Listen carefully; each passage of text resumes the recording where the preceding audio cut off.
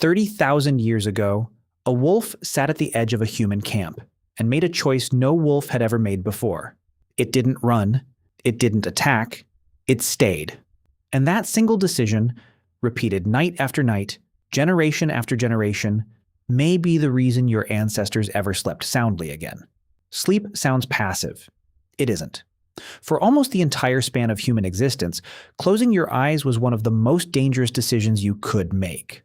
Not because sleep itself was harmful, because sleep switched off the one advantage humans actually had over almost every predator on the landscape: awareness. Humans are slow, humans are weak. No claws worth mentioning, no armor, no night vision built for the dark. What humans had was attention, the ability to notice a threat early enough to do something about it. And every single night sleep took that away. So early human groups did the only thing they could. They split the night. Someone stayed alert while the rest slept. Then, another person took over. Then, another. Researchers studying modern hunter-gatherer groups have found something close to this pattern still surviving: fragmented, segmented sleep, with someone effectively on watch through most of the night.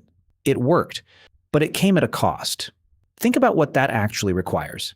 Every adult in the group loses a portion of their own rest on a rotating basis for their entire life. Not occasionally, not during emergencies. Constantly, as a baseline condition of simply existing in a world with things that hunt at night. A parent watches while their child sleeps. Then that same parent tries to function the next day on a fraction of the rest their body actually needed. A body that never fully rests, never fully recovers. Broken sleep weakens the immune system. It slows healing.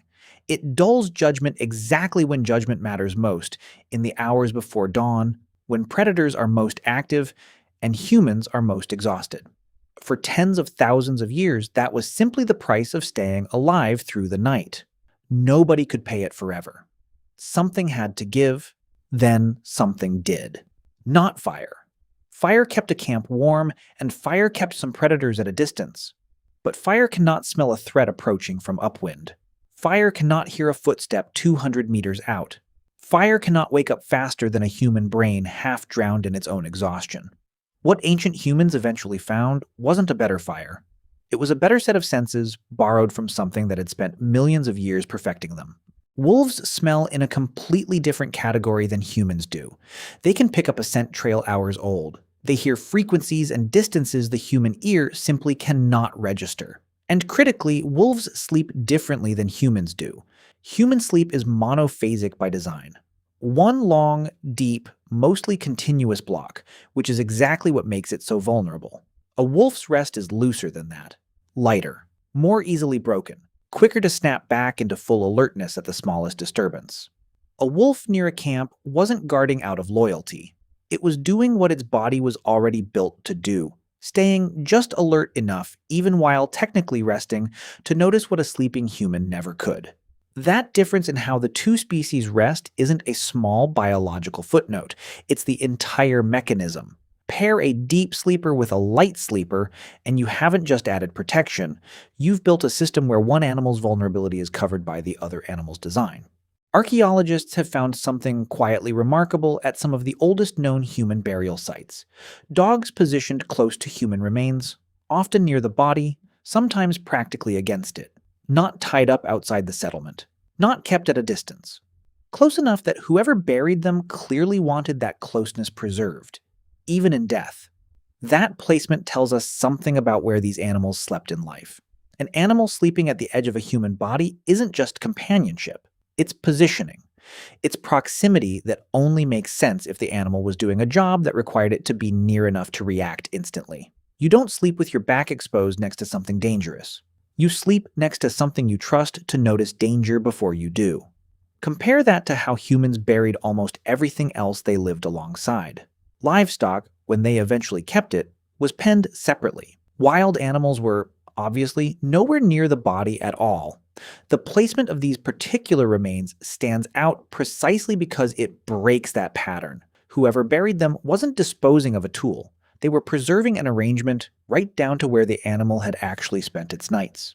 And once you have that arrangement, once a species with sharper senses and lighter sleep is lying at the edge of the group every single night, something changes for the humans themselves. They don't need 3 people rotating through a sleepless watch anymore. They don't need to wake at every sound because something else is already awake enough to filter the real threats from the wind and the leaves and the nothing. No committee decided this. No elder announced a new watch schedule.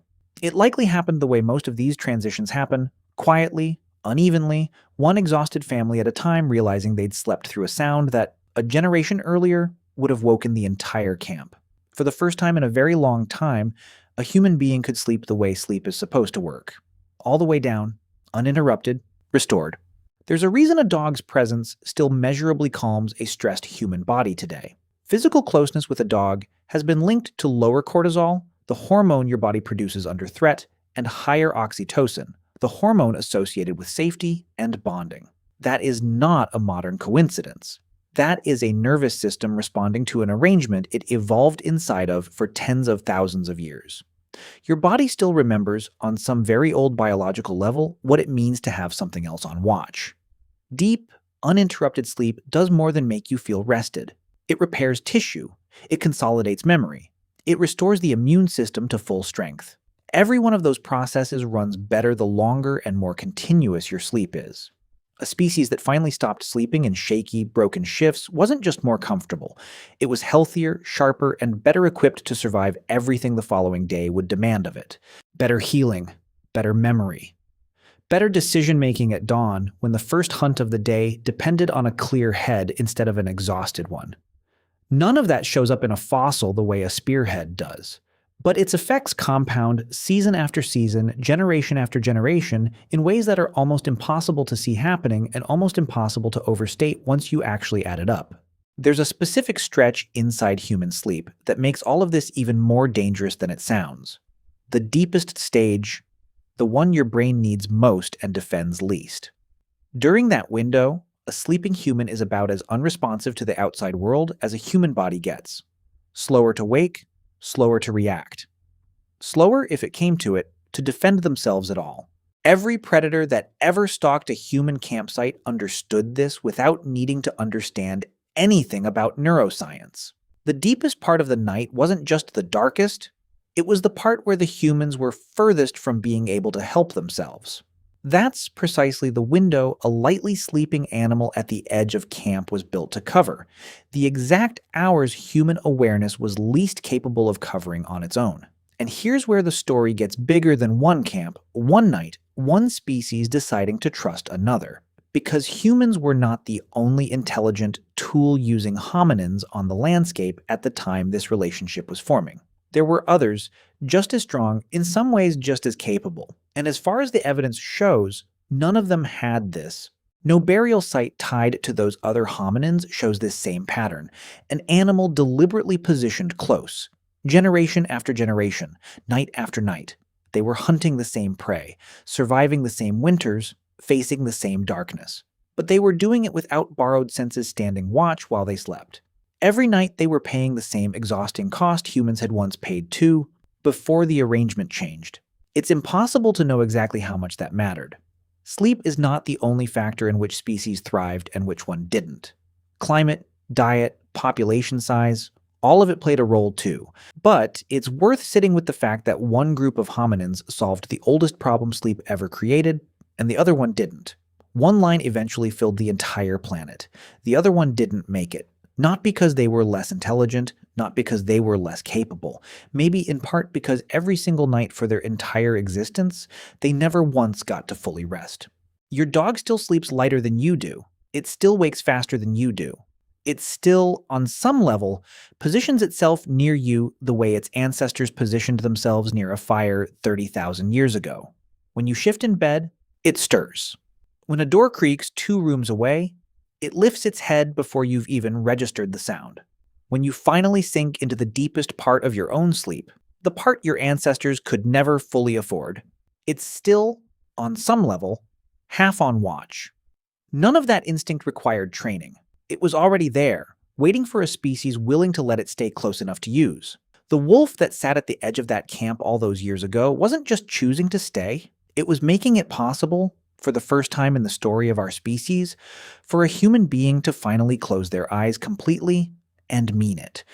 And somewhere in your house tonight, something is doing the exact same job it has done for 30,000 years, still listening so you don't have to.